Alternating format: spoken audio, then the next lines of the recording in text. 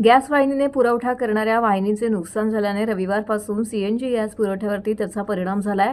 ठाण्यात सीएनजीवरती चालणाऱ्या वाहनांची इंधनासाठी शोधाशोध सुरू झाली होती।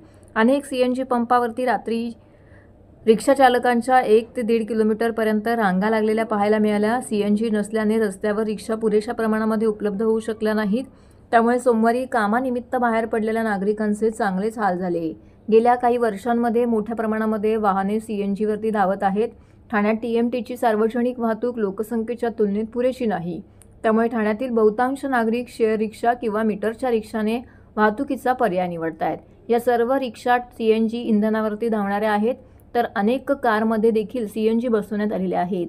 सीएनजीचा पुरवठा प्रभावित झाल्याने सीएनजी पंपावरती इंधन पुरेसे उपलब्ध होऊ शकले नाही। त्यामुळे रिक्षा चालक तसेच इंधन वाहन चालकांची सीएनजी पंपावरती इंधन मिळावे यासाठी अक्षरशः शोधाशोध सुरू होती। ठाण्यातील काही सीएनजी पंपावरती 1 ते 1.5 किलोमीटरपर्यंत रांगा लागल्याचं चित्र होतं।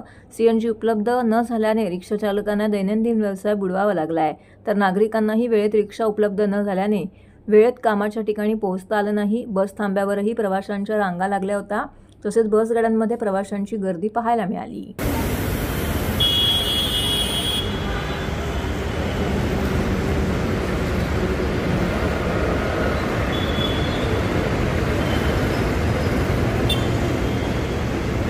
तो 2 दिन हो गया। कल दोपहर 12 बजे से सब पंप बंद है। रिक्शा वाले परेशान है, जिसके गाड़ी में जितना गैस था चलाए। कोई गाड़ी कहाँ खड़ी करके घर पे गया, कोई कहाँ खड़ी करके घर पे गया। कोई धक्का मार के चला रहे हैं बेचारे, धक्का मार के घर तक पहुंचा रहे हैं। परेशान है सब रिक्शा वाले। त्रास म्हणजे असा आहे की काल दुपारपासून गाडी पंप बंद आहेत सगळीकडे, जेवढे ठाण्याचे आहेत मुंबईचे सगळे पंप बंद आहेत। सगळीकडे आम्ही जाऊन आलो तरी सगळीकडे मोठ्या मोठ्या रांगा लागलेल्या आहेत आणि काय ज्यांच्या लोकांच्या गॅस नाही ते बिचारे पंपावरती तासन तास उभे आहेत। तर आता माझी विनंती आहे पंपावाल्यांना की लवकरात लवकर ते रिपेअरिंग जे काही कुठे लिकेज झाले लवकरात लवकर केले, कारण सगळ्या पब्लिकला पण हा त्रास खूप होतोय आणि आम्हाला पण